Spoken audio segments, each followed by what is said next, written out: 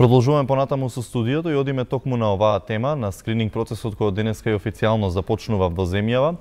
А на оваа тема, како што најавивме, со мене во студиото е господинот Драган Тилев, државен советник за европски политики и координација. Господине Тилев, добар ден и добре дојдовте во студиото. Добар ден, добар ден. Ви благодарам првин што се одзвавте на поканата и првото прашање кое што најверојатно и најлогично се наметнува е да ја појасниме на јавноста што опфаќа скрининг процесот кој што е еден подготвителен чекор за пристапните преговори кои што се очекува да ги почнеме следната година. Па токму така како што и веќе најавивте, скрининг процесот е практично подготовка во нашиот случај за почеток на пристапните преговори,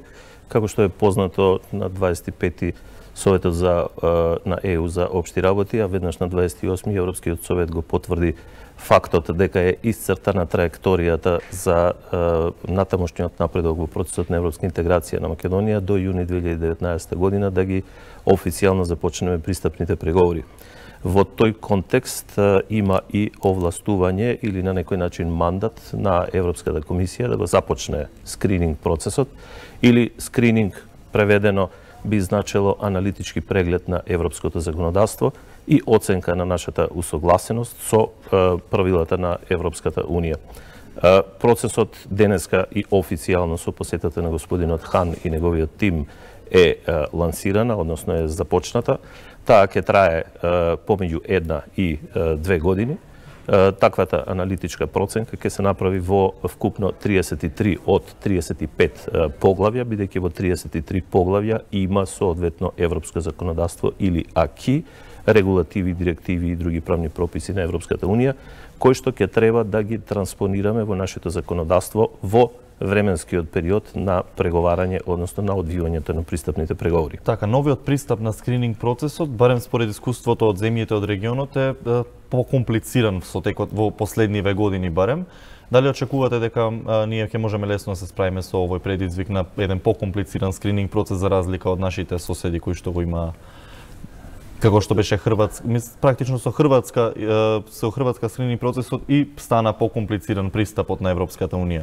Скрининг процесот е дел од самиот процес на пристапување и тој се одвиваше и во текот на 2002-2004 година кога влегува оние 10, односно 12 земји членки, сега веќе земји членки,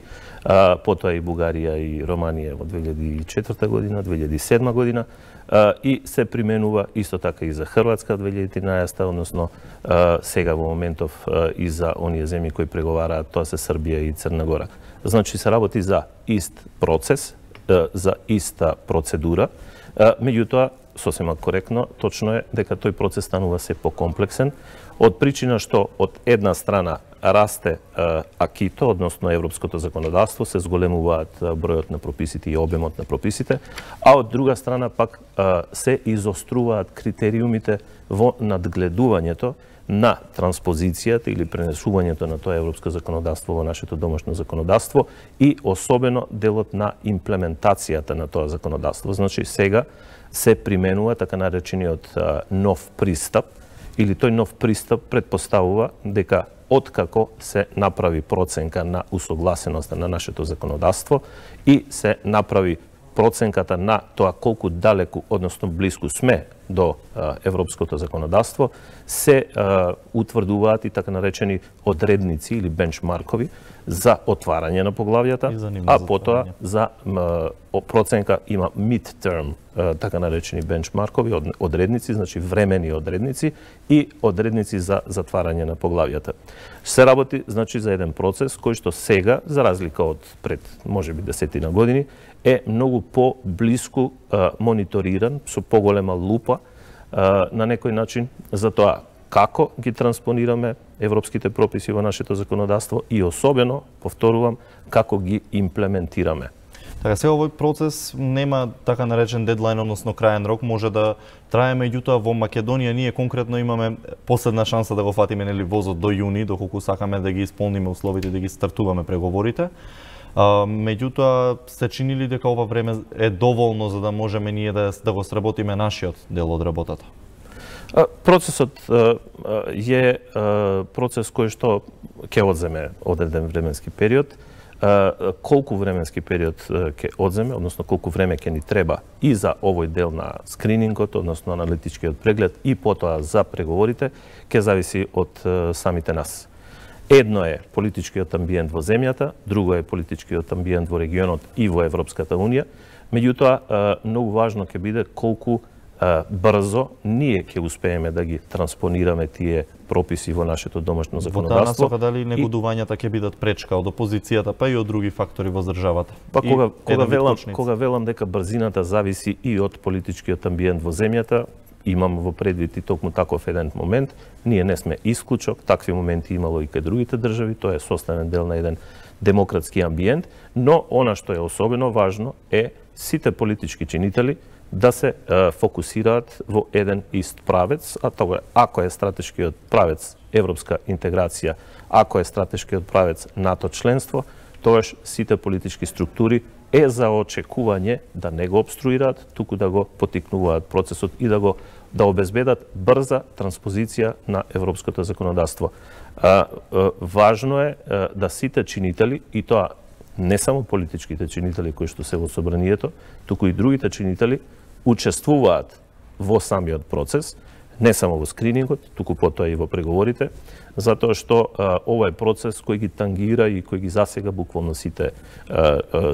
граѓани на Република Македонија, сите чинители, и сите треба да бидат и да се чувствуваат дел од тој процес. При тоа тука ги имам во предвид и цивилното друштво, општество, односно невладиниот сектор, кој што ќе треба да биде вклучен во процесот и да партиципира и да го мониторира процесот, да видиме како тој процес се одвива, да поттикнува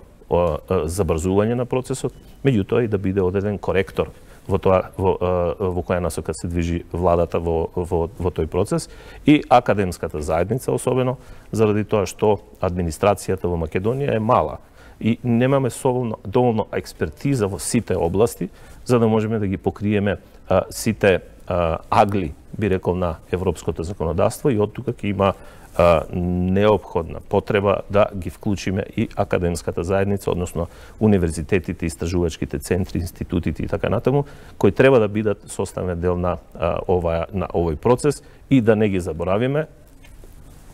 Можеби треба и да ги ставиме во предна линија економските оператори, синдикатите и стопанските комори и економските оператори, бидејќи тие ќе бидат носителите на процесот од аспект на економските реформи и сето она што владата во одредена динамика ќе се одлучи да го транспонира како европско законодавство и технички стандарди во нашето законодавство и нашиот правен систем, ќе има директно влијание на работењето и на перспективите на економските оператори. Така, но во овие поглавја се чини поглавјето 23 и 24 можеби се едни од клучните за Европската Унија и тие најблиску можеби ќе бидат мониторирани, меѓутоа тие некако како да представуваат најголем проблем за нас во имплементација, па и во усогласување помеѓу власта и опозицијата. Очекувате ли овие прашања и реформите во судството на кои што се однесуваат овие поглавја да можеме успешно и ефикасно да ги имплементираме и првично да ги донесеме како законски решенија? Точно, коректно. Рековте дека тоа се двете поглавја 23 и 24, значи правосудство, фундаментални права, правда, безбедност, тоа се деловите кои што се осетливи. Осетливи се заради тоа што се поврзани директно со политичките критериуми, а политичките критериуми се основниот предуслов за да ги почнете преговорите и за да ги водите преговорите, затоа што тие ќе бидат под постојан, тие области ќе бидат под постојан мониторинг и тоа многу близо. Од отварање до затварање на скрининг процесот. Од отварањето со одредници за отварање, со одредници за тоа како напредуваме во имплементацијата, транспозицијата и имплементацијата на законодавството и до затварањето. Велат, почнувате преговори со 23-24 и ќе ги затворите преговорите со 23 и 24, тоа значи тоа ќе бидат долги, комплексни преговори кои што ќе вклучат многу институции, многу чинители, многу експерти и кои што постојано ќе се рефлектираат во годишните извештаи на Европската комисија, кои што ќе бидат показател за тоа со која динамика и со кој квалитет се движиме во самиот процес на интеграција. Оне новиот пристап во скрининг процесот кој што го спомнавме опфаќа и можност на Европската Унија да условно речено крене раце од одредено поглаве доколку види дека таму не можеме да постигнеме одреден напредок. Меѓутоа како власта ќе убеди Европската Унија дека е волна да ги направи, дека има волја да ги спроведе сите реформи како што треба, меѓутоа дека едноставно кочниците доаѓаат од друга страна и можеби е немоќна да се справи со некој од нив. Па, го спомнавме неколку пати новиот пристап и еден од елементите на новиот пристап е токму и можноста за суспензивна клаузула, односно за суспензија на преговорите или Европската комисија и земјите членки, бидејќи тие го мониторираат на дневна основа целиот процес и ќе го мониторираат на дневна основа целиот процес, доколку забележат дека државата не се движи во вистинска насока или не се движи со соодветна динамика, можат да ја вклучат суспензивната клаузула кога ќе ги почнеме пристапните преговори. Значи, тоа е еден елемент кој што може да на некој начин обезбеди дополнителен притисок на владата и на сите други чинители во општеството да ги забрзаат реформите и да ги трасираат реформите во вистинска насока. Реформите ќе бидат мониторирани на дневна основа. Се разбира дека ние, користејќи ги извештаите на Европската комисија, кои што на годишна основа се лиферуваат, ќе ги користиме нивните препораки, за да можеме да ги насочуваме реформите или да ги динамизираме реформите во оние области кои што се од приоритетно и примарно значење и интерес за Европската комисија и за земјите членки, и кога ќе ги почнеме преговорите, кога ќе бидат изготвени и скрининг извештаите, односно извештаите од аналитичкиот преглед, тоа е оној политичкиот дел од процесот на скрининг, тогаш ќе имаме и многу прецизни насоки за тоа во која насока ќе мора да се движиме во реформите во сите области без исклучок. Тука не зборувам само за 23 и 24, има многу области кои што се од исклучително значење за секојдневното наше живење, да не спомнувам земјоделие, да не спомнувам безбедност на храна, да не спомнувам животна средина. Да не спомнувам, уствари ги спомнувам токму заради тоа што тоа се најобемните подрачја. Ако за 23 и за 24 поглавјата велиме дека се осетливи, дека се сензитивни и дека се долгорочно демандинг, се бара многу во нив, тогаш токму овие подрачја, односно поглавја кои ги спомнав, земјоделие, безбедност на храна, животна средина, тоа се подрачја кои што имаат најголем дел на акито, односно од телото на правото на Европската Унија. Многу директиви, регулативи, технички стандарди кои што ќе треба да ги транспонираме и кои што на некој начин ќе влијаат на нашето секојдневно живење, односно на квалитетот на нашето живење и ќе влијаат на перспективите на економските оператори. Во која насока ќе се движат нивните инвестиции, како тие ќе се умрежуваат во земјата, во регионот, како ќе се оспособуваат да го издржат конкурентскиот притисок на европскиот пазар, на отворениот европски пазар, кој и сега е отворен за нас, заради тоа што ја имаме спогодбата за стабилизација и асоциација. Тоа се елементи кои што ќе бидат составен дел од овој процес на движење низ процесот на имплементација на спогодбата за стабилизација и асоциација и уште повеќе низ процесот на пристапните преговори во кои што веќе влегуваме. Така, сега во одреден период од евроатлантските интеграции на Србија, таа беше критикувана поради тоа што голем дел од енергијата и политиките ги посветила токму на надминувањето на проблемот со Косово. Ние го надминавме проблемот со Грција, меѓутоа дали би се согласиле дека овој процес ни одзема премногу време и енергија и можеби ни го одзема потребното време за фокусирање на овие домашни реформи? Дали можеше до сега можеби повеќе да биде направено? Во таа насока е прашањето. Видете, мислам дека е повеќе од јасно дека доколку не го имавме отвореното прашање со Грција толку долго време отворено, во процесот на европска интеграција ќе се движевме многу побрзо. Факт е дека добрососедските односи се составен дел од самиот процес и факт е дека ова отворено прашање беше товар подолго време и е добро што конечно се најде одредена солуција во интерес на двете страни,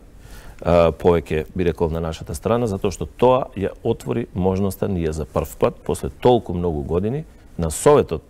значи земите членки, да добиеме заклучоци позитивни. И истото да ни се случи и во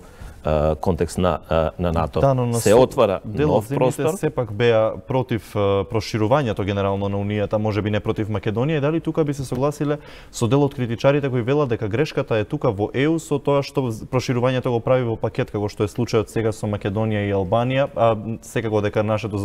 законодавство и нивните процеси се различни, па поради тоа земјите се противат на нивна интеграција. Процесот на проширување е дел од политиките на Европската Унија, значи дел од политиката на земите членки на Европската Унија. И како таква, ние не можеме да го гледаме процесот на проширување издвоено и надвор од контекстот на политиките на Европската Унија. И тие се многу пошироки само од процесот на проширување. Навистина, ние сме најмногу засегнати и директно засегнати од тој процес, но мора да разбереме дека во контекстот на целата политика која ја тангираат земите членки на Европската Унија, ова е само еден дел од тој процес. Внатре во рамките на Европската Унија исто така се водат постојано одредени,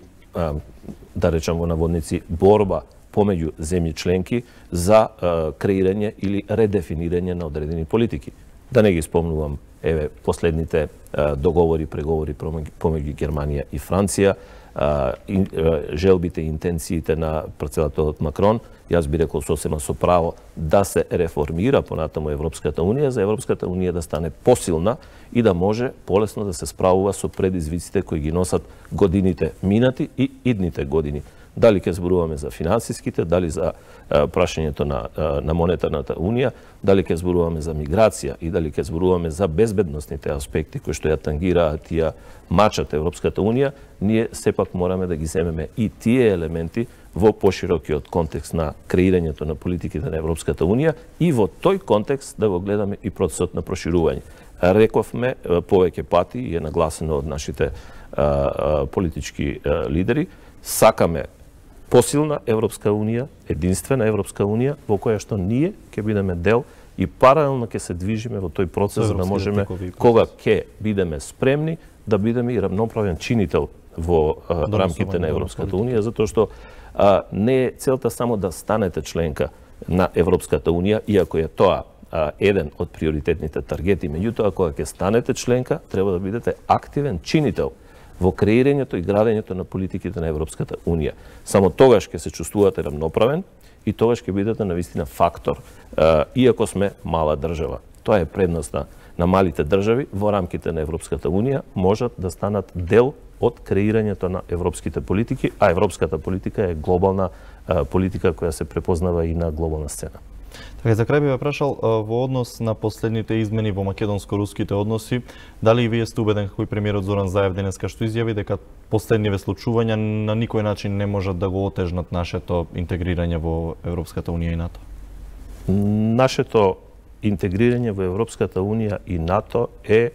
стратешка, историска, генерацијска определба која што веќе е на маса и во рамките на политичките програми неколку децении, 2 децении најмалку. И како такви, мислам дека никој од никоја страна во овој политички контекст, во овој временски период, не може да влие негативно. Може да има, се разбира, различни видувања, може да има различни пристапи, меѓутоа нашата траекторија е позната, вбраздена е длабоко во нашите политики и како таква мислам дека е таа неповратна. Особено после последните одлуки на Советот на Европската унија, особено после поканата за НАТО, веќе сме влезени во тој процес на иреверзибилност или неповратност. Останува сега за нас да ги одработиме последните чекори, следната година да ги почнеме преговорите за членство во Европската унија. Дотогаш се надевам како полноправна членка на НАТО, односно како членка на НАТО, и останува потоа, велам, зависи од нас колку брзо ќе успееме да се усогласиме во законодавството и да ги изградиме институциите кои ќе можат тоа законодавство да го имплементираат, затоа што тоа ќе го подобри животниот стандард на населението и ќе го подобри квалитетот на живење. Господин Тилев, ви благодарам за вашето гостување, тоа што се одзвавте на поканата на 1 ТВ. Тука некаде го завршуваме разговорот, а вие, почитувани, останете и натаму со нас. Секако се разбира по кратката пауза, продолжуваме со останатите содржини од Студио 1.